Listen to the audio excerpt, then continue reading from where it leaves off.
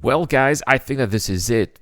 I think that we can say that server meshing is working as intended as of right now in Star Citizen, and this is fantastic news. This shows how much progress we are making and how much progress we are going to be making this year. It's a great time to be following Star Citizen. Now, before we dive into what happened over the past couple of playtests in the Evo Caddy, I want to talk about today's giveaway. So let's roll that footage that was recorded during the live stream that I did on Friday. This month, what are we giving away this month? Well, last month in February, I was giving away a Santokiai with the nice little white paint from that's exclusive to Concierge, I believe. And so, well, this is what we're giving away. We are giving it away right now to our Patreon supporters, YouTube members who put their names on Discord. It's very easy. You just need to put your name like this, and that's how you get in. If you're a $10 supporter or more, you get automatic access, but you can also have access by winning our video sharing contest. And this month, the winner of the video sharing contest is Shahu with 27 shares. So that's really not a lot. And Shahu, that gets you an entry for just 27 shares. So good for you.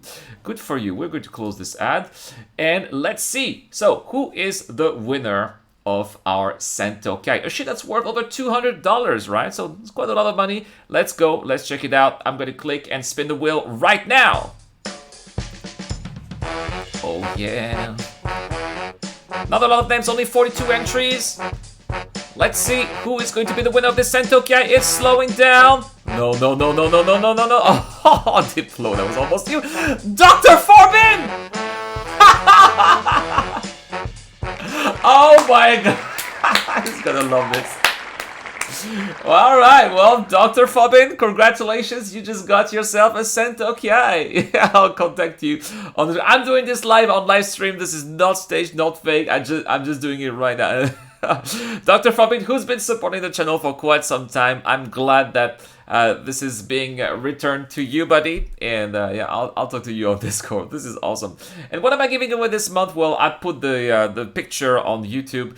This month, I am giving away a Vanguard, but not just any Vanguard. It's a Vanguard with LTI, a Vanguard that I bought when it was out back in 2014, I think, and it was just in my buyback token. I bought it back yesterday, and it's gonna be for you guys in March. All you have to do is to become a YouTube or Patreon supporter, or support the channel via the video sharing contest, and that's basically it.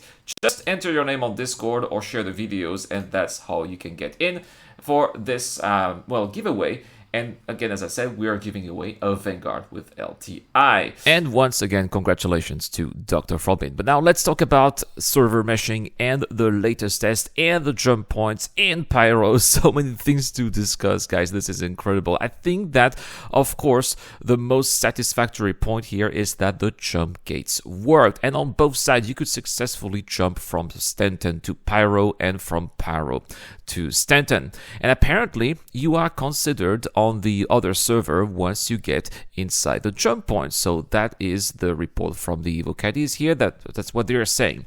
Also, the Evo Caddies are saying that the travel inside the wormhole, which is very bare bone right now, it's very gray box, there's nothing that's happening, very placeholder-ish, is not a loading screen, and that things can happen inside. For example, you can choose to go around your ship if you have a ship interior, although apparently there are a lot of forced reactions, so you are going to be submitted to those. But you can shoot, you can use your guns, you can kill other players, you can even shoot at other ships. So if there's a player ship in front of you, you can shoot and even hit them.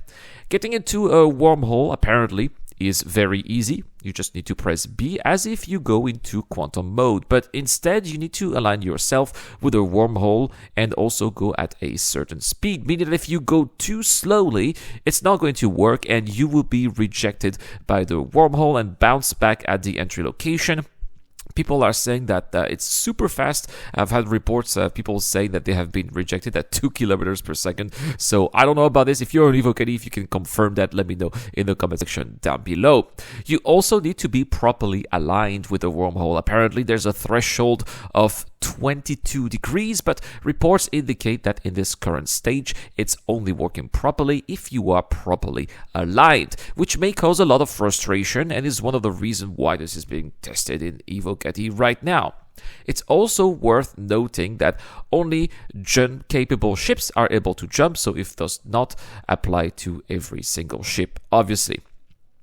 So, because this is the second test for server meshing, there were still some issues with it that the developers still need to resolve, notably missions that do not transfer from one system to another. That means that with the current limitations, we cannot have cargo missions or bounty missions that go from one server to another, and the developers need to find a way to make that happen, because if they don't, it will be a problem for when star systems themselves are divided between servers. Right now, each server being its own star system. I've heard stories, for example, of people who were wanted, who had bounties, and as soon as they went to the pyro system, boom, the bounty magically went away. But that's not the plan. The plan is also for people with bounties to be hunted down in the pyro system. That's just one example, right? It's worth noting, though, that cargo did persist, though, and many players were able to happily freight cargo from one system to another, so that apparently is going to work. In the second playtest, the developers went the extra mile and upped the player count per shard to 400, which means that theoretically the player cap was up to 200 players per server. Apparently, the developers did not put any limitation per server, meaning that if the entire population decided to jump to Pyro to Stand 10 at the same time, they could, but that did not happen. The Evocatis played as if they were playing for real. The feedback here is that for players who took back the test here, it felt like they were playing in the PU. There was much of a difference here, especially when it comes to desync. There still was a little bit of desync here between players.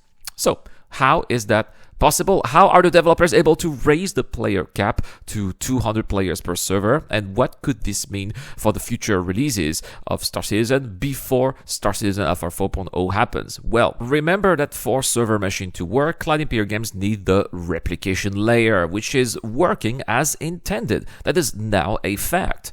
The replication layer allows the servers to transfer the player's data into the layer so that it only needs to transfer the data to one entity instead of every single player client, thus considerably reducing the workload on each server.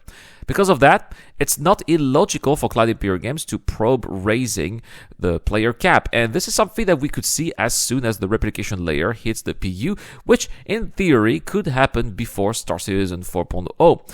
In fact, it is slated for Star Citizen Alpha 3.23.